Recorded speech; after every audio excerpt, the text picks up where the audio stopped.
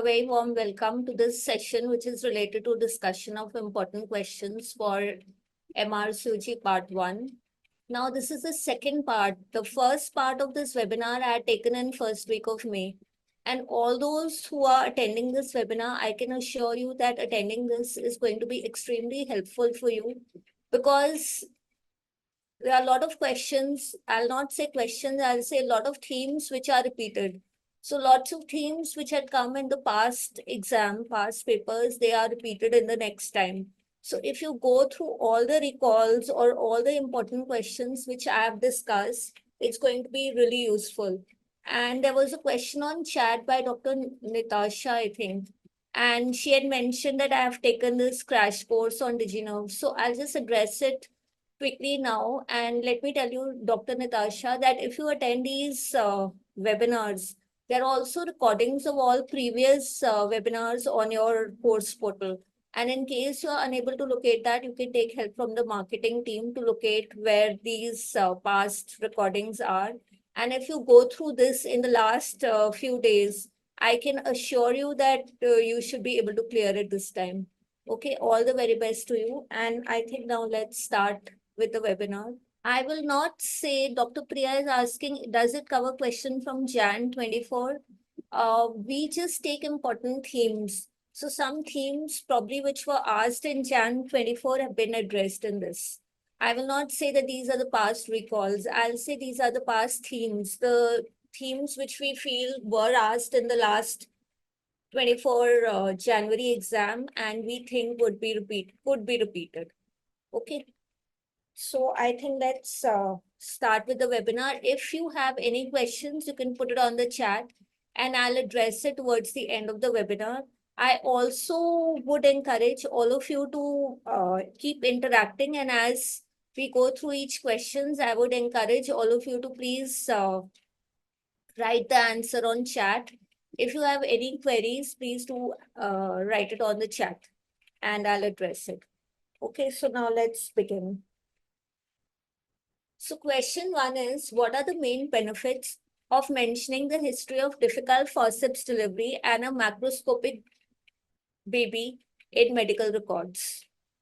Sorry, a macrosomic baby in the medical records.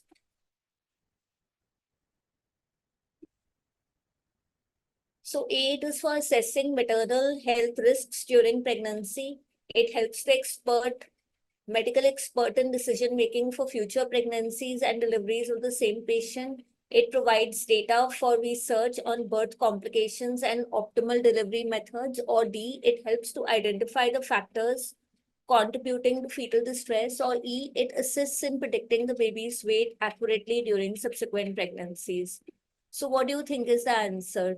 Majority of you are writing B. Yes, it helps the medical experts in decision making for future pregnancies and deliveries of the same patient, because if a woman has a history of difficult forceps in a pregnancy, then there are high chances that this history of difficult forceps and macrosomic baby could repeat in the next pregnancy. And therefore, it becomes important for the doctors to make the decision regarding her delivery in her future pregnancies. So next question. In a young female with no prior medical issues, presented with acute pain in the right iliac fossa with no pathological history, a diagnosis of acute appendicitis was initially suspected. However, during laparoscopy, the appendix appeared normal, but a 4 centimeter simple cyst was found on the right side. What would be the best course of action for managing this discovery? So you are suspecting appendicitis, but eventually turns out to be a cyst.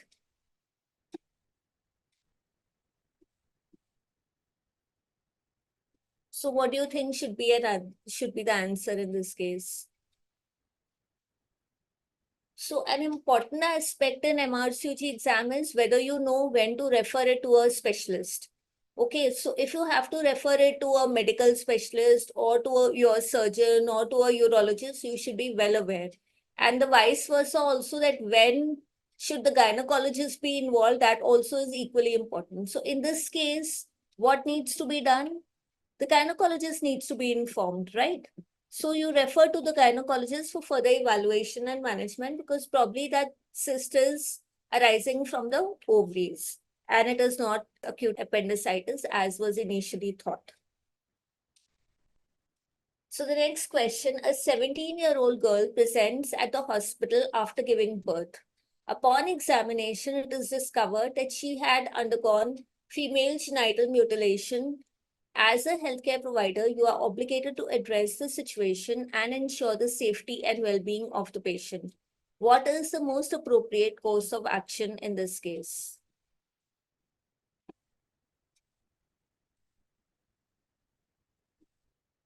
So what do you think is the answer? Again, for all those who are trying to prepare for part one in the coming July exam, you should remember that FGM, female genital mutilation, again, you will surely have one or two questions. So make sure you go through this topic thoroughly. You should know the degrees of the classification, the type of FGM it is, what should be done. That is very, very important. And FGM, why you may encounter in a UK scenario is because there are lots of immigrant population which you may have to deal with. And in many parts of Africa, even till date, unfortunately, this practice is done, FGM is done. So you may come across such patients. In an Indian scenario, you may not come across FGM, but in UK scenario, there's a high probability that you may come across such patients. So it becomes important. And FGM, as all of you know, is an illegal practice and it is not supposed to be done. Now, in this case, she's a 17-year-old girl and she has presented to the hospital after giving birth, and then you discover there is female genital mutilation. It doesn't mention which degree, so it doesn't obviously expect you to answer that what procedure you need to do as a doctor, but the first duty of the doctor in this case is to inform the police and the social services immediately. So coming to the next question. A 32-year-old pregnant woman presents with intense itching, particularly on her arms and soles during the third trimester of pregnancy. Lab investigations reveal elevated levels of bile acids in her serum. Which of the following statement regarding the effect of bile acid is most accurate? What's the diagnosis in this case? So there is a question by Dr. Sukriti. If the age was 25 years, even then the answer will be option A, yes. Any situation you encounter in FGM, you have to involve the police and the social services because it's an illegal practice in UK. It is considered to be illegal, but you may come across the African population. So Dr. Mridula, yeah, obstetric cholestasis, yes, this is the diagnosis in this case. And let me tell you that, again, this is another topic which is very, very important from perspective of MRCG part 1. And surely you will encounter one or two questions related to it. Okay, so not only obstetric cholestasis, also any dermatological condition. That is also an important topic from perspective of MRCOG exam that you may get a question, you probably will get a question, one or two questions pertaining to the dermatological conditions which you may encounter during pregnancy. Now, one thing which you need to remember is that ICP or the intrahepatic cholestasis or the obstetric cholestasis, that typically will not present with rash. They will be intense pruritus. They will be elevated bile acids. And there will be abnormality in the LFT. But typically there'll be no rash. The rash could be there because of scratching, because of the intense pruritus. It may result in some longitudinal, maybe rash, papules or rashes, but there is no specific rash which is associated with this condition. So remember this. But the intense itching is there. Okay, now what is the answer in this case? The elevated bile acids may affect the fetus by crossing the placenta. Yes, this is the correct option. And how can they affect the fetus? What can they result in a fetus in case of obstetric cholestasis? What can happen to the fetus? IUD, this is an important reason why you should be particularly vigilant in this condition, because it may result in an IUD. And that is what you want to prevent. You don't want an IUD, especially late in pregnancy, right?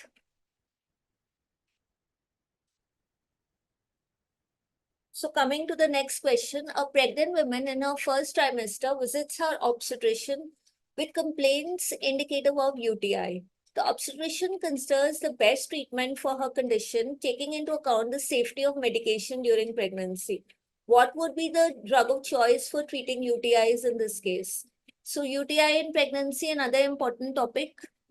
I'm mentioning the topics so that when you are preparing for your exams, you at least go through these topics in depth, because for sure something will come.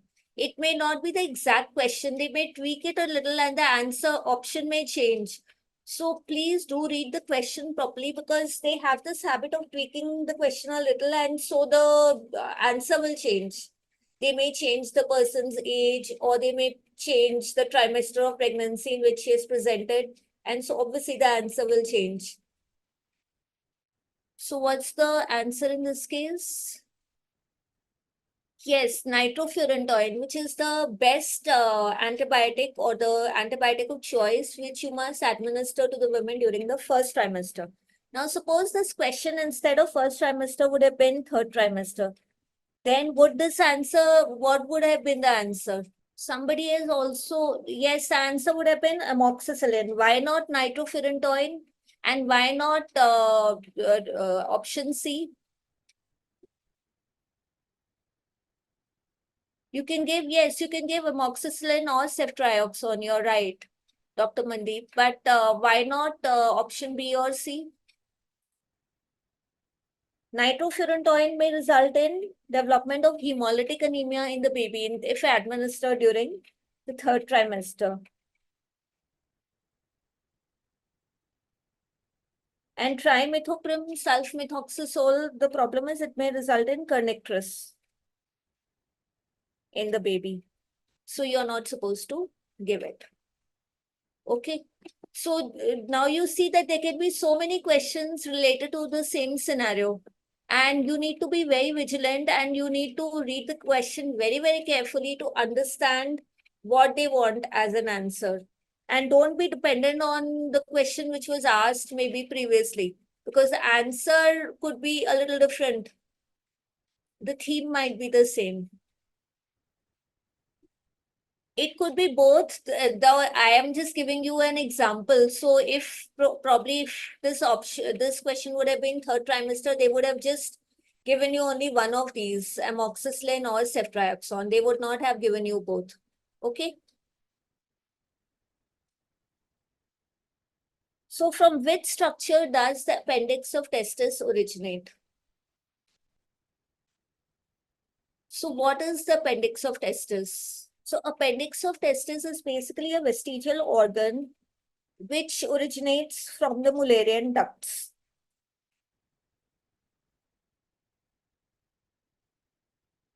But it is present at the upper pole of the testis.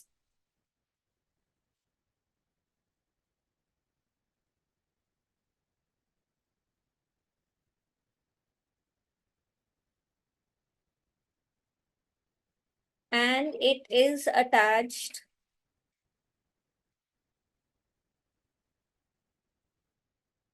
to tunica vaginalis. Now, what is tunica vaginalis? Tunica vaginalis is basically the remnant of processus vaginalis. And normally the processus vaginalis, this is the structure through which the your ovaries or your testes, they will migrate down. Present initially in the fetus, in the baby, they are abdominal organs, and then they will migrate down to the scrotal sacs through this tunica processus vaginalis. The processus vaginalis normally closes after birth. If it remains patent, what can it result in? Processus vaginalis. It can result in hernia, yes. So normally it obliterates and there might be a part of it which may remain, which is known as tunica vaginalis. And this is, to this structure, this appendix of testis is attached. So what should be the answer in this case?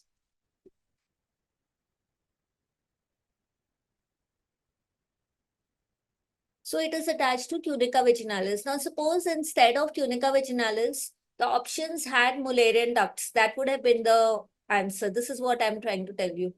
So read the options very carefully and read the question very carefully because it's a single best answer. So out of the given options, you have to check which one is the best. Okay. So let's come to the next question. At 28 weeks gestation, a 25-year-old primiparous lady goes to prenatal clinic for a routine examination. Her urine dipstick indicates glucose 2 plus. She is admitted to having just consumed a donut when questioned. Which of the following best represents the kidney's sequential processing of glucose? So also I mentioned this in the previous webinar also, I'm mentioning it in this webinar also, that they have this habit of giving you a very detailed clinical scenario. And the question they may ask might be pertaining to anatomy or biochemistry or maybe pharmacology, one of the basic sciences, and it'll be very, very simple. So it's okay. Don't get intimidated by them that, it's how can it be such a simple answer?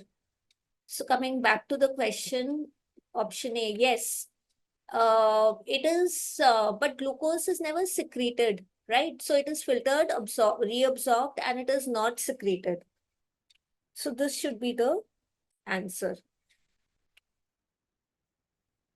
Also, you need to remember that the proximal convoluted tubule of the kidney will absorb most of the glucose, and this absorption occurs via the sodium glucose transporters, which are also known as gluts. This itself could be one of the MCQs.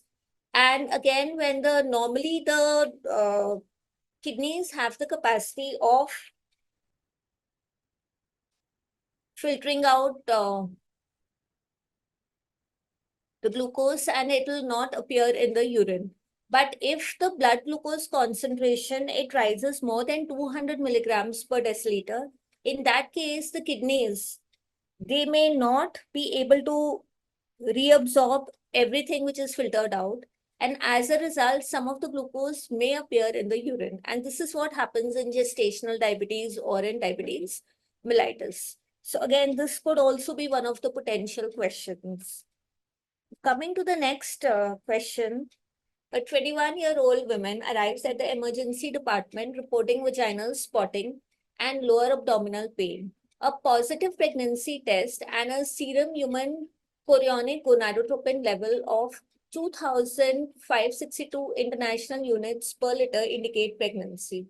Pelvic ultrasound reveals a left tubal ectopic pregnancy. Following counseling, she opts for medical management of ectopic pregnancy. So what is the most suitable option in this case?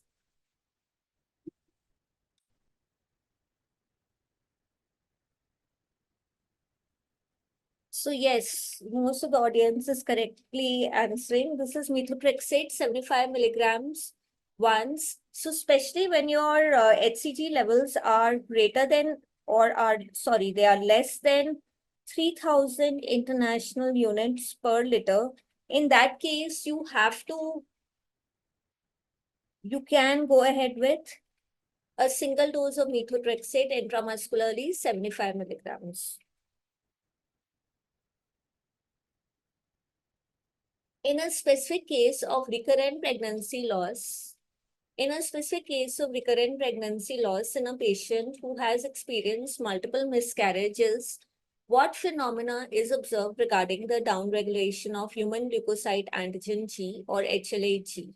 So HLA-G basically helps in reducing the maternal immune tolerance. how HLA-G basically plays a crucial role in maternal fetal immune tolerance because it will help in preventing the body from not recognizing the fetus as a foreign body. Okay, this is what is done by HLA-G, that your body will not recognize the fetus as a foreign entity and it will not start an immune response against it, resulting in miscarriage. So, downregulation of maternal immune tolerance is what is done by HLA-G, so that the body doesn't recognize the fetus as a foreign entity. So, in a clinical context focused on reproductive endocrinology, a physician discusses molecular structure of key hormones involved in regulating the menstrual cycle and fertility. So, what is the unique structural feature associated with GnRH amongst these? They will have these kind of simple questions where you have to remember it. So, this is a very typical question that GnRH has a decapeptide sequence. So, a 27-year-old lady with her third pregnancy visits the prenatal clinic at 14 weeks gestation. At age 40, at age 20, she fractured her leg while skiing and had a deep vein thrombosis. Outside of her pregnancy, her thrombophilia test was negative. She does not have a family history of venous thromboembolism. So, what is the most suitable course of action in this case? So again, VTE, make sure you read the GTG guidelines, make sure you know everything about VTE. They have this tendency of asking about VTE in pregnancy. Okay, so that is very, very important. And as an obstetrician, you are supposed to know about how to handle the VTE. You cannot refer them to the hematologists. Okay, so make sure that you have read your GTG guidelines for venous thromboembolism thoroughly. Explain what happens in VT in this particular scenario. So you should remember that if there is a history of surgery and VTE is precipitated because of the surgery, in that case, the score which is given to the patient is 3. And if it is an episode of VTE which is without any associated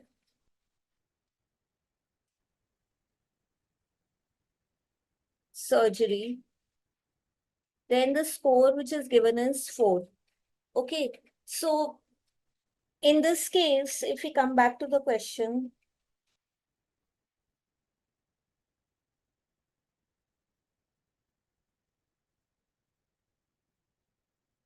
we can see that she fractured her leg and she had deep vein thrombosis. She underwent a surgery for her fractured leg. So in this case, the score which will be given would be 3. If the VT would have been precipitated without an associated history of surgery, then the score would have been 4. And also, if there is a history of inherited thrombophilia, a history of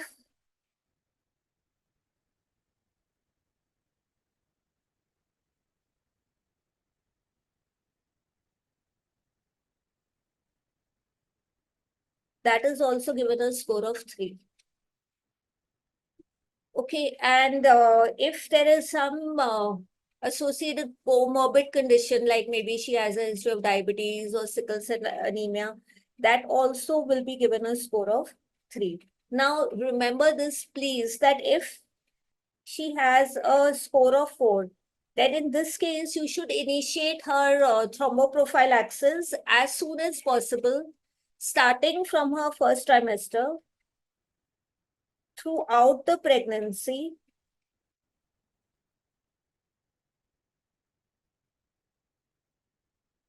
until 6 months in the postnatal period. Now, if it is a score of 3, then you should not start as early as the first trimester. You can start from 28th week of pregnancy, but you should continue it for 6 months in the postpartum period.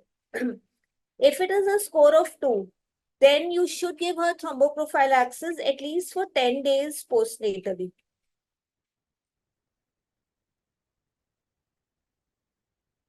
And if it is a score of 1 or it is less than 2, in that case, no need for thromboprophylaxis, just hydration and mobilization. That is what needs to be done. Okay, so this is something which is very, very extremely important. So if we come back to the question, then what do you think now should be the answer?